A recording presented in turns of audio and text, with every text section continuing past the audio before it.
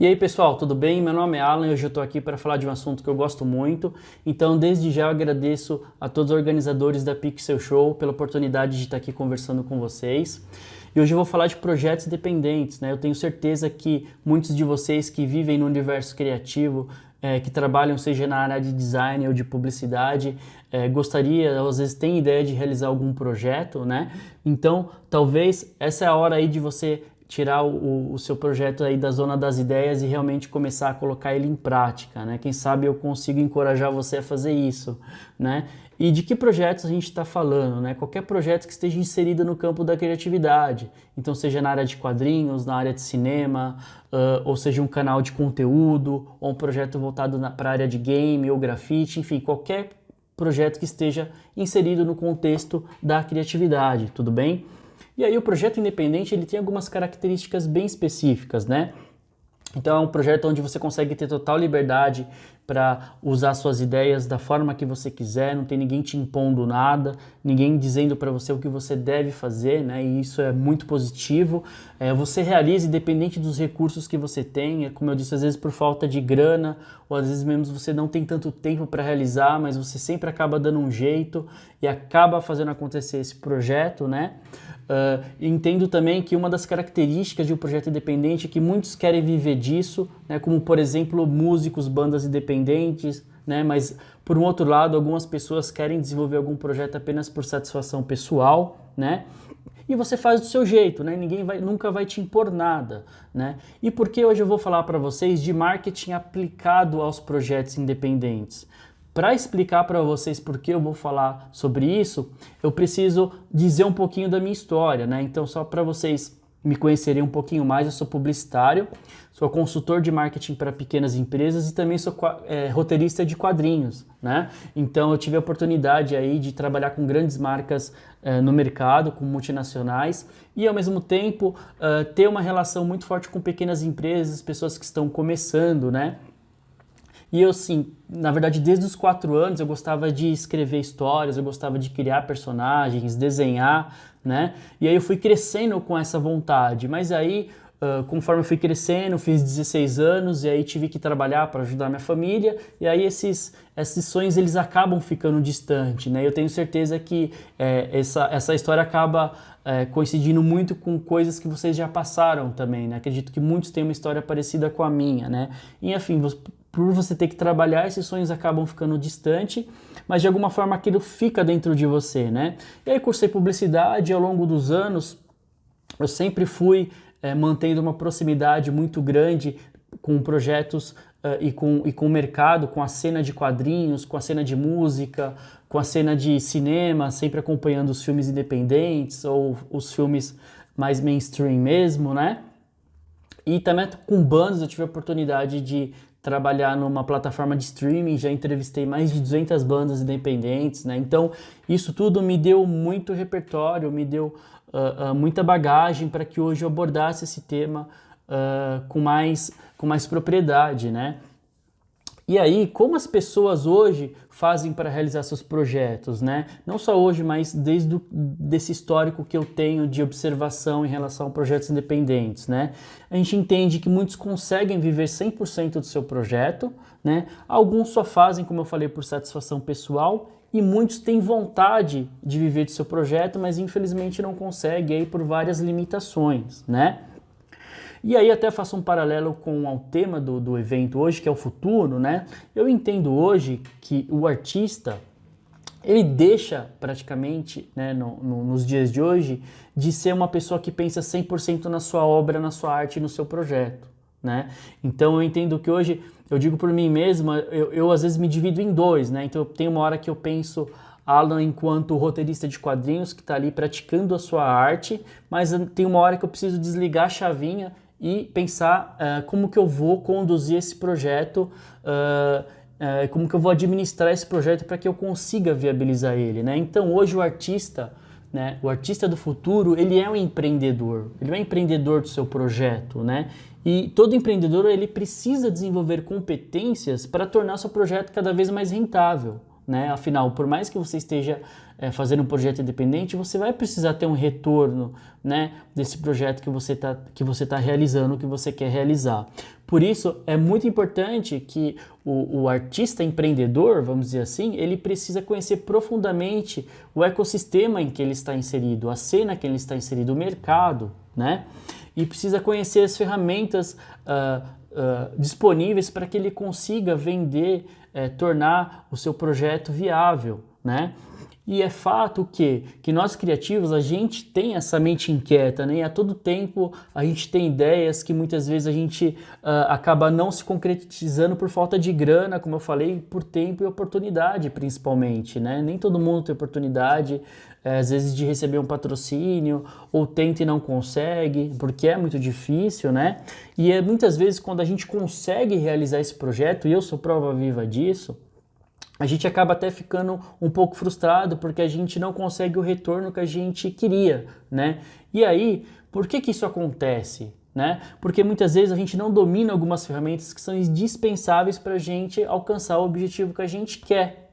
E um outro motivo que eu percebi também, que a gente não consegue, que a gente acaba tendo esses gaps, é porque às vezes a gente tem muitas crenças limitantes, né? O que seria isso, né? Às vezes a gente acha que a gente só consegue ser bom em uma coisa, só fazer alguma coisa bem. E na verdade não é bem assim. Então, na verdade, quando você começa a acreditar que você pode realizar alguma coisa, você consegue fazer aquilo, você deixa essa crença de lado, né? E o que acontece? O artista empreendedor hoje, né, ele precisa entender que ele precisa administrar o seu projeto, né? E para administrar o seu projeto, você tem aí várias ferramentas, né? E uma dessas ferramentas fundamentais para que você consiga, né, um bom desempenho é o marketing, né? O marketing, ele tem aí um papel muito importante para que a gente consiga, mesmo sem recursos, alcançar bons resultados, né? E afinal, o que é o marketing? É um conjunto de estratégias que vai te ajudar o quê? A vender o seu produto, a estimular as vendas do seu produto, na verdade, né? Ou do seu serviço, ou do que você for fazer, enfim. Ele vai te ajudar a posicionar uma marca, nome ou produto no mercado, né? E quando a gente fala de posicionamento, é como você gostaria que as pessoas te enxergassem, né? E a gente está falando de branding também, né? Ele te ajuda a você lançar algo no mercado, a mudar ou criar novos hábitos, né? E quando a gente fala em criar novos hábitos, a gente pode fazer um paralelo aí, pegar aí referências em grandes campanhas que a gente conhece, ou até mesmo em grandes mudanças históricas, como por exemplo a propaganda nazista, né, que historicamente, infelizmente, usou das ferramentas de propaganda para conduzir, para criar, para vender uma ideia, né? Isso acontece muito no universo político. E também o marketing é usado para se relacionar, né, para você fidelizar o seu público, né? Então veja aqui, a gente percebe aí que o marketing é muito explorado no mercado corporativo, é explorado no mundo político, e nós artistas, a gente ainda não conseguiu desenvolver essa visão para que a gente consiga estimular as pessoas a ser impactadas pela arte, né? E aí mais um pouquinho, até vou falar um pouquinho sobre os benefícios. E quando a gente fala aí, né, para que o marketing serve, a gente tem que entender que a gente faz parte de um macroambiente, a gente faz parte de um ecossistema, e para que a gente consiga sucesso nesse projeto que a gente está desenvolvendo, a gente precisa conhecer e estar atento às mudanças desse ecossistema, né? Então, o que está acontecendo na economia, na cultura, na política, e ainda um pouco mais adentro, como que a gente enxerga quem são os nossos possíveis fornecedores que podem ajudar a gente, quem são os nossos consumidores, qual é o nosso público-alvo, como que a gente pode descobrir quem é esse público, né? Quem são os nossos concorrentes. Então a gente sabe hoje que dentro do marketing você precisa enxergar concorrentes como oportunidades e não como ameaça, né? Então, por exemplo, se eu faço um quadrinho na área de terror, o que o pessoal está fazendo dentro desse tema de legal, o que eu posso pegar como referência para criar algo novo, né? E até mesmo aí a gente, afunilando um pouquinho mais esse cenário, a gente acaba entrando aí dentro do microambiente, onde a gente tem os nossos parceiros, a gente tem a nossa equipe, os nossos sócios. Às vezes você vai fazer um projeto independente dentro de um coletivo, e um coletivo muitas vezes nada mais é do que uma relação societária, onde você você usa uma nomenclatura mais cultural, né, para fazer esse projeto, né, e até mesmo família e amigos que acabam interferindo, né, na realização do seu sonho. Então é muito importante que você tenha essa visão macro, essa visão de mercado, desenvolva essa visão de mercado para que você consiga ir para o próximo passo, que é o quê? Entender e conhecer as ferramentas do marketing. O marketing oferece aí uma infinidade de ferramentas onde você consegue, mesmo com poucos recursos, mesmo sem muita grana, viabilizar e fazer um projeto de uma forma muito bacana, né? Então você tem a publicidade e propaganda, promoção de vendas, promoções, sorteio, marketing direto, assessoria de imprensa, redes sociais, obviamente, o blog, né? Você tem aí as ferramentas de SEO, que é você estimular as pessoas, você estimular de repente a sua marca a ter uma presença melhor no Google, né? Enfim, você tem uma vasta, um vasto número de ferramentas que o marketing te oferece que você pode trabalhar em benefício do seu projeto, né? Mas aí você se questiona, né? Quais ferramentas eu devo usar, como eu devo usar e por onde começar, né? E aí o que acontece? Uma dica que eu dou para você que está querendo desenvolver seu projeto é que primeiro você tenha muita clareza nos seus objetivos, né?